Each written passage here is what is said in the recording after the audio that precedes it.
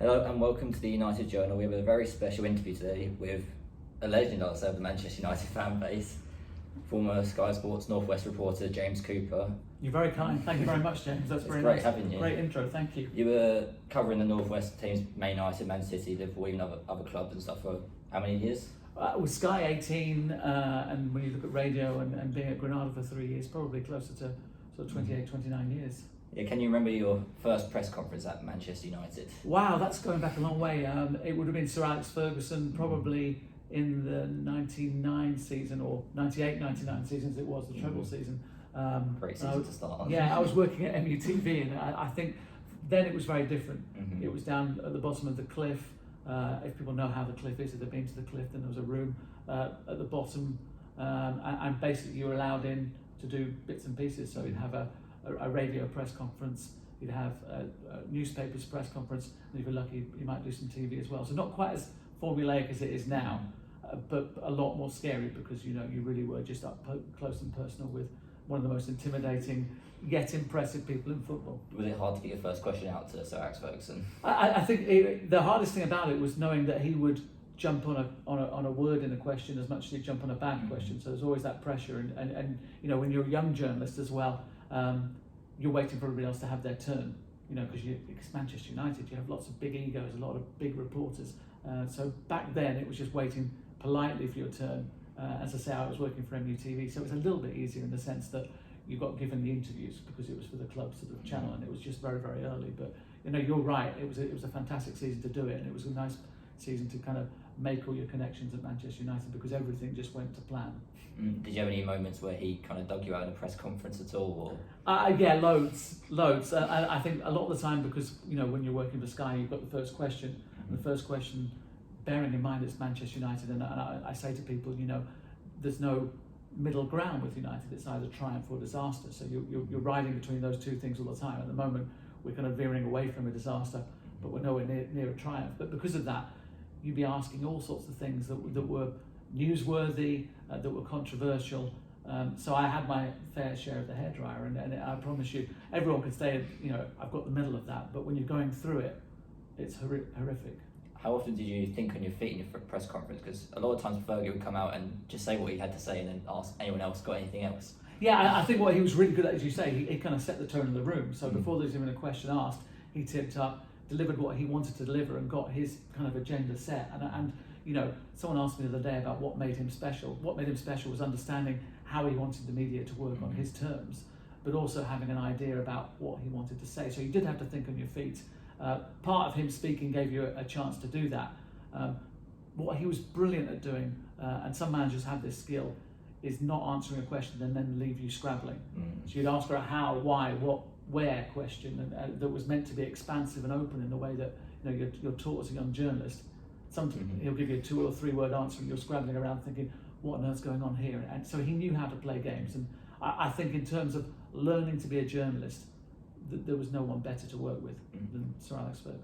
So when Sir Alex Ferguson left and you were used to these great press conferences, was it very different having to deal with David Moyes and Louis van Gaal after that? Yeah, it was. I mean, in some way the fear factor had gone, but in other ways the excitement had gone as well, because one thing you're kind of guaranteed with Sir Alex Ferguson was this kind of box office thing that, once the press conference became a thing to watch for viewers, people wanted to see what Sir Alex said. They didn't last very long generally, the press conferences, maybe 5 to 10 minutes, 10 minutes probably max. So you knew you had really, really good TV.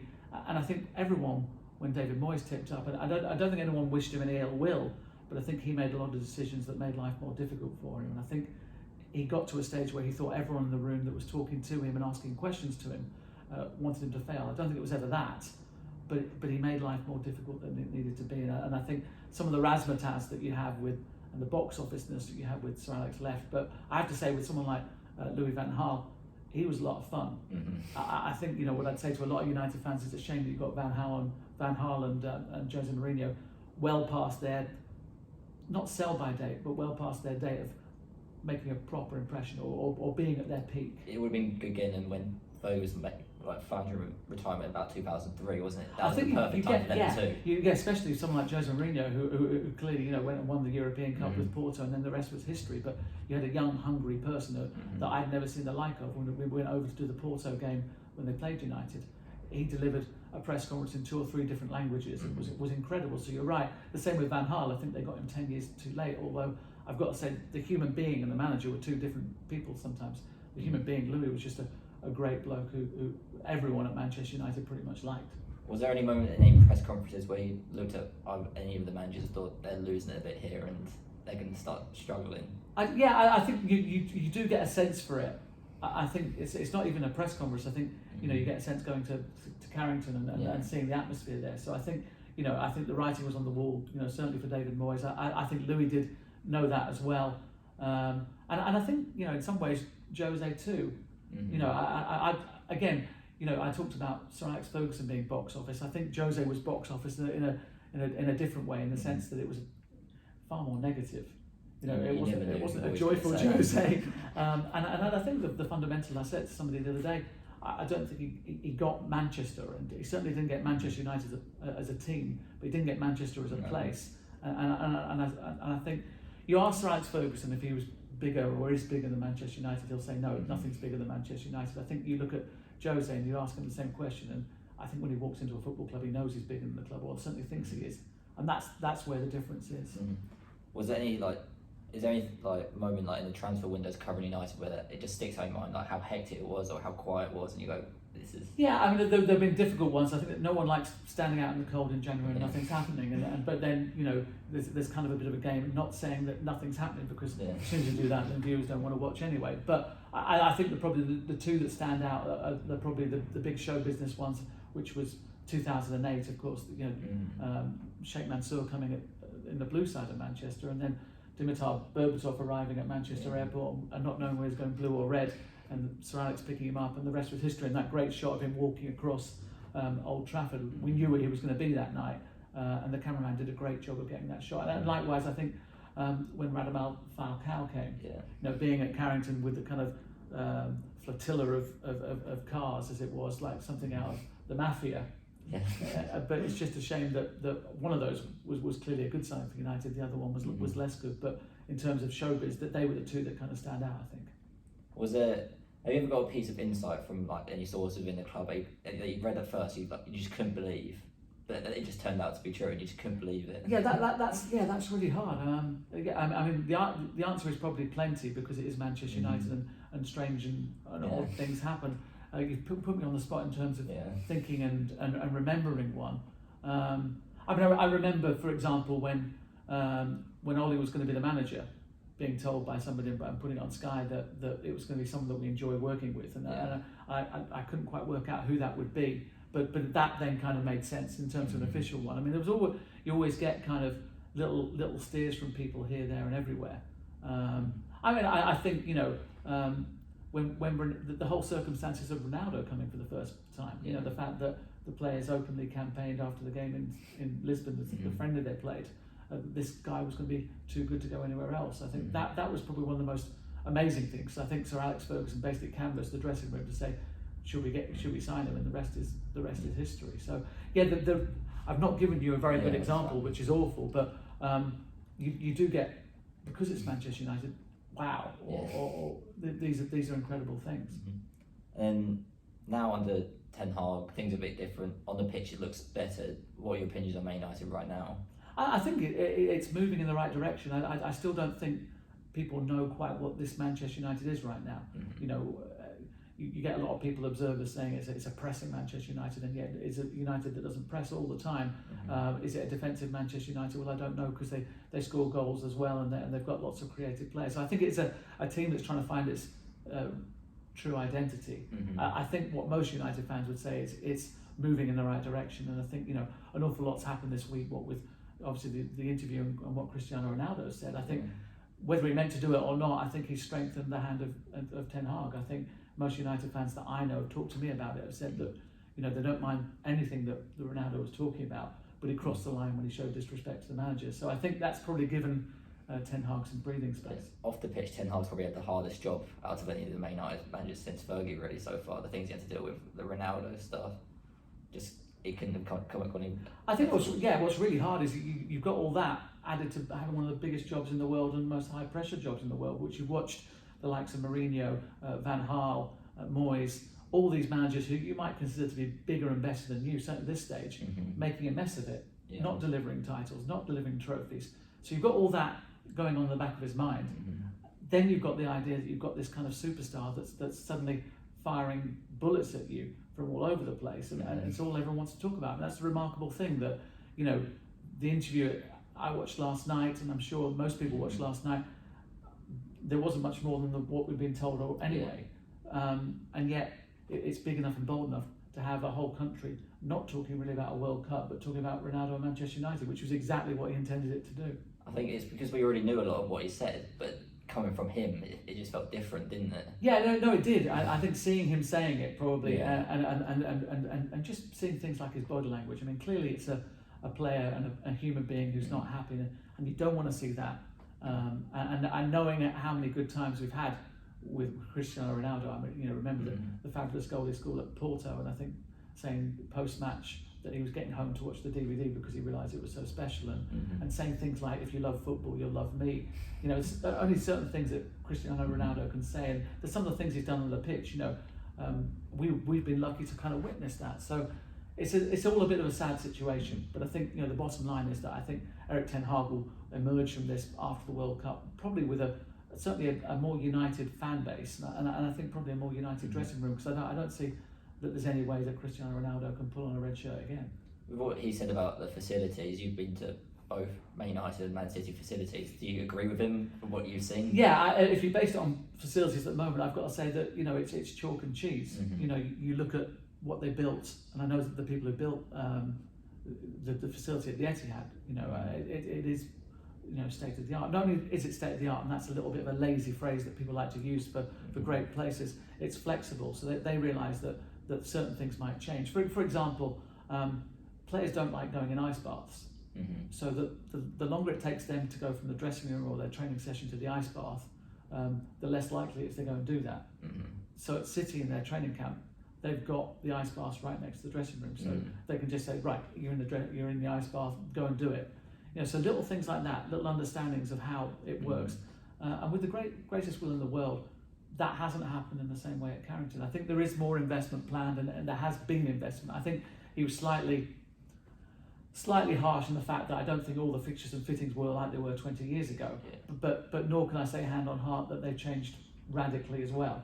Compared to probably what you've seen at Real You know, one thing Juventus. that has changed, and this isn't me kind of, you know, banging a drum for Manchester United and how well they've done with their infrastructure, is they do most of their medical work is now done at Carrington. But back when he was first at Manchester United, they'd go to local hospitals, do bits and pieces left, right and centre, and then come back to Carrington with the rest of it. Now they can do everything in-house. But, you know, there's no doubting. You walk around the Manchester City players' training camp, it really is, you know, a remarkable place where you'd love to be. Manchester United, again, it's special because it's United, but saying it's 21st century and everything being as it should be, it simply isn't at the moment. And I think that's one of the things they've got to address. But I think it also comes to a situation with, what do you want? Do you want the most expensive players being paid the biggest wages? Do you want Old Trafford? You know, there's a lot wrong at the moment that's going to take a lot of money to fix. And I think the owners, Richard Arnold and John Murtagh, are probably looking at things and thinking, where do we spend that money first? And I think their crime, if you like, if that's the right word, is they put it all towards transfers and wages. You know, and they've got a guy there, you know, criticising Manchester United, and yet he's still getting £500,000 a week to do that as well. So if you had that interview instead of Piers Morgan, what would you have challenged him anything? Like, yeah, it's really hard. I mean, I think, you know, all credit to Piers Morgan for getting the interview. You know, it's the most remarkable interview in terms of the impact it's had. So there's you know, he's given him a slightly easy ride. You know, we're only hearing one side of the argument. You know, there are certain ways and means. I mean, you know, we've not seen part 2, but you'd want to ask him about walking out. You know, of games early, the way he's been about things. He talked very passionately about being examples to young players. Well, but saying that and then doing that, setting an example. Come on, Cristiano. You know, I love him. I think he's the greatest player that I've ever seen. You know, I think, you know, Manchester United had the world's best player play for them twice. You know, that was a dream of Sir Alex, to have the world's best player play for them. So, you know, I've got nothing against him. But what I do regret is that this is all a bit sad and a bit messy, and Messi. Yeah.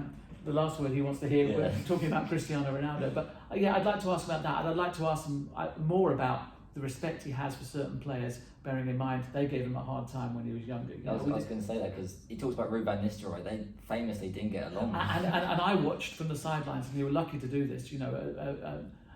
Roy Keane bawling him out, for the diving. And like the first 2 seasons at Manchester United, the guy didn't know how to stay on his feet. That's what he was used to from his background in Portuguese football. Well, it very quickly changed. And it would just be more interesting to find out that process and things like that. Where do you get your respect from people who gave you quite a hard time as a youngster at Manchester United? He was moaning about some of the young players, but he was also that young player to them. Yeah, he was. Although I would say, the one thing he did say is about coming in first and going home last. He was the last person on the training ground. He was the person that was dedicated to becoming something phenomenal. So, absolutely all credit to him. What I do wonder from the interview, whether he'll regret the way he's leaving.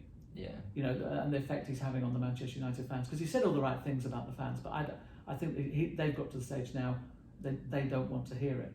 I don't know. I'm asking you. I'm not a United fan, but I think he's probably burnt his bridges now. I think it's the fact he's gone against Ten Hag is one of the main things, but also the time of it. He could have done this last year, but he's done it when he's not scoring goals, not performing the team. The team's better without him. But he could have always said these things last year, but he was scoring goals and he didn't want to say it. Yeah, I think it'll be very interesting to see where he goes next. And I would think that he had that lined up before saying yes to the interview. He must have. Because a lot of people look at that and think, I don't really want that kind of powder keg in my dressing. Or it could be just that he just wants to get sacked, maybe as well. Well, there's that, but I think I would rather know I've got something lined up that I can go and say what I like to Piers Morgan, and it doesn't really matter. But it's really sad because when it comes down to it, he's given your football club so many special moments. Just an incredible player. Now we've got the World Cup in a few days. Have you got any thoughts on it being in Qatar or? It's funny. I don't want to get political because no one wants to hear that because they've heard it left, right, and centre. It does sit uneasily on everyone. I think. I think what I would say is that there doesn't seem to be that kind of razzmatazz like there is normally about World Cup. I'm not overly excited. Whether that's because Ronaldo's interviews taken all of that away from it, I don't know. But it just feels all a bit man-made. Yeah. There doesn't feel anything organic or special about it. I'm sure when things start, then that kind of idea of excitement comes. But right now, it just feels like a long way away in the wrong time of the season. That when people are thinking about World Cup rather than Christmas, and it just seems a bit weird and bizarre, and as I say, a little bit unreal. Did you see the clip of the Danish journalist getting ushered away? Yeah. If you were in them shoes, what would you do? It's really hard because I have been in places following Manchester United where you've got a camera out and people don't like it. Whether it's in Moscow, I remember I think in Monte Carlo or Monaco. Again, the police force, they're not being happy. So it's a really hard situation. I think what was difficult from their point of view is that they clearly thought they were all right to do it. That the rules had changed simply because it's a World Cup, because they were accredited, because there are going to be loads and loads of film crews around the place. So that would have been slightly worrying. And then you're a long way away from home in a foreign country, not knowing what the rules are anymore. So all you can try and be in those situations is firm but polite. I remember being in Kiev as it was now, Kyiv as it is now, then as it is now, and a guy from the police there wanted to take my passport, and I was there with my cameraman, and the cameraman was saying, "Come on, we have to give our passports." I said, "No, we won't. We'll go back to the hotel, and if the gentleman wants to come back to us, we'll go to the hotel, explain to reception, and see how it goes." And the guy was trying it on. He was police, but he was trying it on, and he wanted to take my passport, and then me pay $200 or $300 to get it back. So no, these things do happen. But what's really sad about that situation is it should never have done. And again, what it does is it's more bad PR for a World Cup that has fans allegedly being paid to support England. And if they weren't paid to support England, they should at least know the chance they've got to come out with. So the whole thing is just a bit weird. Have you got any predictions for the winner? Or? No, I don't know. Of course, we both sat here and we'd love England to do it. For some reason, I don't see it really happening, and I don't think it will matter too much either, because as I said, I don't think it feels like a real World Cup. It feels like a strange, as I say, man-made situation. But I think you're asking me who I think will do well. And my son asked me last night who I thought. I think Brazil and Argentina look to have things made, really well worked out. I don't think the situation with the heat. Well, bear in mind that there'll be air conditioned stadiums, but they won't have that in training as much. I don't think that will make a difference. And I think from Europe, I think France look to have some good players, although they're missing that kind of midfield access without Kante and Pogba. And I think Portugal will be interesting. Because they've got a situation there where I think Ronaldo is going to say goodbye to the world of football as he knows it, but wants to do it on his own terms. And whether he brings the kind of Portuguese team with him, I don't know. But I'd love to say that England are going to get out of the group and it's going to be fine. I think they will get out of the group, but I think it'll be precarious rather than being fine. I think it'll be 3 difficult games. I think there's so many factors that go into the World Cup, like dealing with the heat. That's going to be hard for a lot of teams. England were training 32 degrees this morning, but also having no bed or teams having one warm-up game or no warm-up games. It's going to be very difficult for some teams to get together and for that reason, I think that the quality will be a bit odd, and I think there'll be there'll be a lot of tense opening games where teams don't want to give too much away, and then I worry about the knock-on effect for the rest of our season. When you get kind of back and things start, just before the end of December, and suddenly you're going to have players who are shattered by February or March on their knees, funny enough, someone the other day said to me, the biggest game then after Christmas is Barcelona-Manchester United. It doesn't matter whether it's Champions League or Europa League. That is the gift that you have with your football club. They are involved in amazing things, and that looks like an incredible game. I think one thing that's come good for you out of Man United's been quite bad in recent years is Kieran McKenna. You know your stuff. Being an Ipswich fan, delighted. I think what difference he's brought is that he had a plan and he knows his stuff. I don't think it's any secret when it comes to Manchester United that he was putting a lot of sessions on for Ollie. He was the kind of mastermind of all of that. He was the guy on the pitch with the players. Yeah, correct. Doing all those things. So you're going to get somebody good.